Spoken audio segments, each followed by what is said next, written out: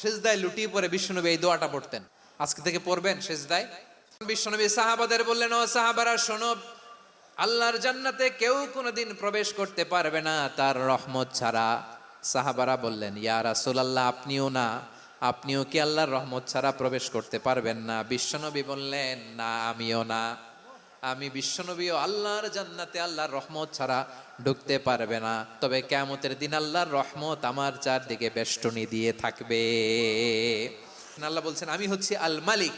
আমি কি? মানে সম্রাট। আল মালিক মানে হচ্ছে দ্য কিং অফ কিংস। সব রাজার বড় রাজা, মহারাজা। তার চেয়ে বড় রাজা আর কেউ নাই, তার চেয়ে বড় সম্রাট আর কেউ নাই, তার চেয়ে বড় ক্ষমতাধর সত্তা মহাবিশ্বে দ্বিতীয় কেউ নাই। চিৎকার করে বলেন ঠিক কিনা? তিনি আল মালিক। আল মালিক মানে ক্ষমতাধর, ক্ষমতার মালিক। আমার আল্লাহর আরেকটা সুন্দর গুণবাচক